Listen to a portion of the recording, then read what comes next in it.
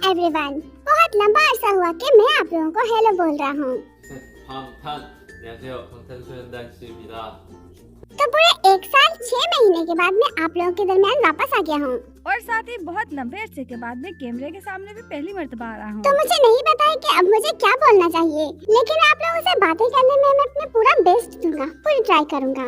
और मेरा दिन आज का बहुत ही ज्यादा अमेजिंग गुजरा था। ओ, ये स्क्रीन को क्या मसला है? हाँ, 기가 막혔는데 이게.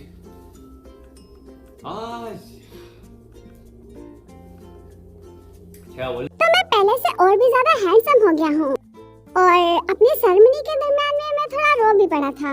तो यही वजह है कि मेरी आंखें थोड़ी सूजी हुई हैं। अगर नॉर्मली मैं बात करूँ तो मैं बहुत ही ज्यादा कॉन्फिडेंट फील कर रहा था। और फिर हमारे मेंबर्स आए, उन्होंने मुझे मुबारकबाद दी और उसके बाद मैं फिर कंपनी बिल्डिंग के अंदर चला गया। फिर सारे स्टाफ ने मुझे हक किया, मेरे लिए शैंपियन ली और मुझे ब्लूस दिए और बहुत बड़ा फूलों का मुझे एक बुक्का दिया उन्होंने। और वो इधर ही पड़ा हुआ है, मैं आप लोगों को दिखाता हूँ, 1 मिनट। 옷도 있는데.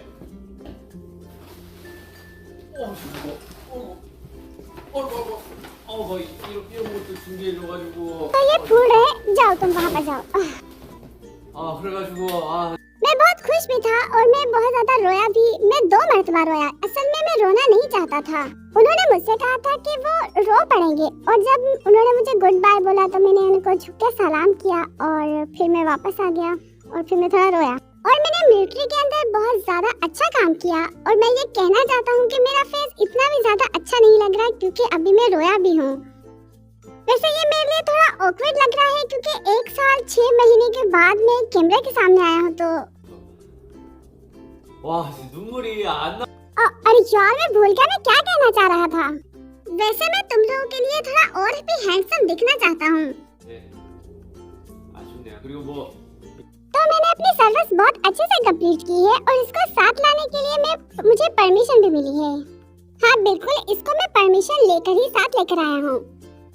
ये मेरे मिलिट्री का कार्ड है। ओ, मेरे नेल्स बहुत ज्यादा बड़े हो गए क्योंकि मैंने हर चीज फेंक दी थी। मैंने अपने नेल कपर्स फेंक दिया था। मुझे उम्मीद है कि आप लोग इस बात को समझेंगे।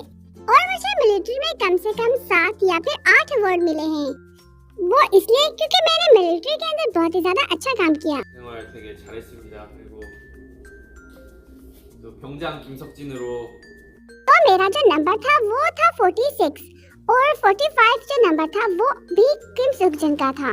तो इसी वजह से उन लोगों ने मेरा नाम 2 मरतबा लिया और मुझे लगा कि शायद उनसे कोई गलती हो गई है। और इसके साथ ही उन लोगों ने मेरे लिए एक मैसेज भी लिखा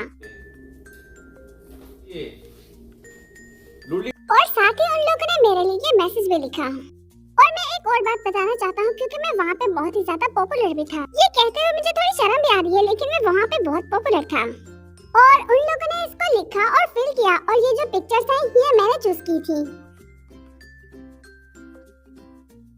और साथ ही उन्होंने मुझे कहा है कि इसको आर्मी के सामने ज्यादा लाउड मत पढ़ना, लेकिन मैं इसको यहाँ पे थोड़ा सा रीड भी करूँगा।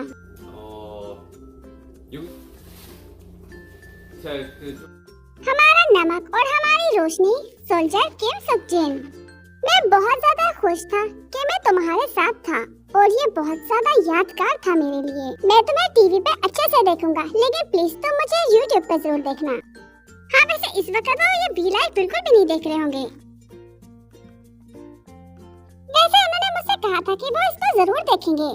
हमने एक दूसरे से प्रॉमिस किया था कि हम बिल्कुल भी नहीं रोएंगे। 그래가지고 갑자기 이제 안 울기로 했으면서 약속까지 했으면서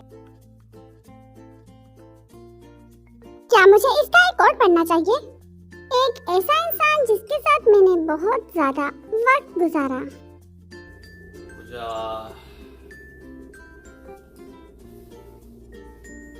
보자. 저랑 가장 ठीक है, तो ये उसका है जिसने मेरे साथ 1 साल 2 महीने का वक्त गुजारा था। तुमने मुझे बहुत अच्छे से ट्रीट किया और अब तुम मुझे छोड़ के जा रहे हो। Very good. तो मैं कभी भी ये बात नहीं भूलूंगा कि तुमने मुझे किस तरह से ट्रीट किया। मुझे आगे पढ़ने में थोड़ी मुश्किल पेश आ रही है। असल में इसने एक गर्ल ग्रुप के बारे में लिखा हुआ है, तो ये चाहता है कि जो इसका गर्ल ग्रुप है उसको मैं जाके हेलो बोलूं। अरे ये क्या बात हुई? मैंने इसको बताया भी था कि मेरे सिर्फ 3 ही सेलिब्रिटी फ्रेंड्स हैं। अबे तुम्हें इसके लिए डांट पड़नी चाहिए। 야, 참 너는 बहुत शुक्रिया मुझे इतनी अच्छी यादगार मेमोरीज। मुझे खुशी है कि मैं इस काबिल हो सका कि मैं एक वर्ल्ड वाइड स्टार से बात कर रहा हूँ। तुम्हारा बहुत शुक्रिया इस 1.5 साल के लिए। मैं हमेशा तुम्हें सपोर्ट करूँगा। बहुत शुक्रिया, मैं भी तुम्हें हमेशा सपोर्ट करूँगा। क्या मेमोरीज थी वो भी। 참 잘했습니다. 그러다 결혼해야지. 오늘 울어가지고 얼굴 상태가 참. अरे यार, मैं वहाँ पे बहुत ज्यादा पॉपुलर था, एक मेन कैरेक्टर की तरह। तो अब मैं घर वापस जाऊंगा और मेरा चेहरा इतना ज्यादा अच्छा नहीं लग रहा है क्योंकि मैं थोड़ा रोया भी हूँ ना।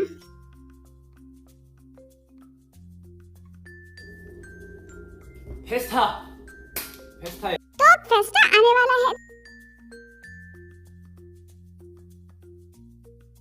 तो मुझे अब फेस्टा के बारे में भी बात कर लेनी चाहिए।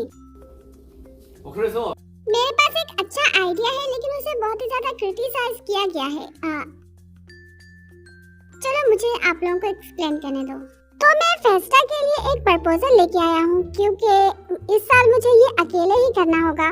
तो अक्टूबर और नवंबर के दरमियान में मैंने उनसे पूछा था कि ये सब कैसे जा रहा है। तो उन्होंने मुझसे कहा कि सब कुछ खत्म हो चुका है और पीछे अब कुछ भी ज्यादा नहीं बचा। तो उन्होंने मुझसे पूछा कि क्या तुम्हारे पास कोई आइडिया है। तो मैंने उनसे कहा कि मैं सबको फ्री हक देना चाहता हूँ। तो इन लोगों ने मुझे इस बात से रोक दिया और कहा कि नहीं, लोगों को इससे तकलीफ होगी। तो मैंने उनसे कहा कि मैं भी पूरा 1 मंथ तक सबको फ्री हक देना चाहता हूँ। मैंने कहा कि मैं सबको हक देना चाहता हूँ क्योंकि सब लोगों ने मेरा बहुत वेट किया है। तो मैंने इस चीज को लेकर बहुत ज्यादा फोर्स किया और क्योंकि मैं भी बहुत इम्पोर्टेंट हूँ तो उन लोगों ने मुझे कन्विंस किया कि नहीं, तुम्हें इससे तकलीफ होगी। तो उन्होंने मुझसे कहा कि चलो इसको फिर हम इंडोर करते हैं। मैंने कहा नहीं, हम इसको आउटडोर करेंगे, किसी पार्क के अंदर करेंगे। तो उन्होंने कहा कि नहीं, ये तो बहुत ज्यादा डेंजरस होगा। मैंने कहा नहीं, मुझे ये ही करना है। तो फिर उन्होंने कहा कि तुम्हारे लिए मुश्किल होगा कि तुम एक दिन डिस्चार्ज हो और दूसरे दिन तुम सबको फ्री हक दो। तो उन्होंने मुझे 50 लोगों का कहा। तो मैंने कहा नहीं, मुझे 3000 लोगों को करना है, जितना पॉसिबल हो सकते हैं बहुत सारे लोग लेकर आओ। और फिर उन लोगों ने 300 लोग कर दिए। मैंने कहा नहीं, 2000 लोग होने चाहिए। तो उन लोगों ने 500 लोग कर दिए। मैंने कहा नहीं, जितने फ्रेंड्स पॉसिबल हो सकते हैं मैं उन सबको गले लगाना चाहता हूँ। तो फिर उन लोगों ने बहुत मुश्किल से 1000 लोगों को एडजस्ट किया। लेकिन यहाँ पे रेफरेंस के साथ अभी भी कुछ इश्यूज वगैरह हैं। मुझे माफ करिएगा, हम लोगों ने ये सिर्फ अच्छी अटेंशन के लिए किया था क्योंकि मैं 1.5 साल के बाद अपने फ्रेंड से मिल रहा था तो मैं सबको अपने गले लगाना चाहता था।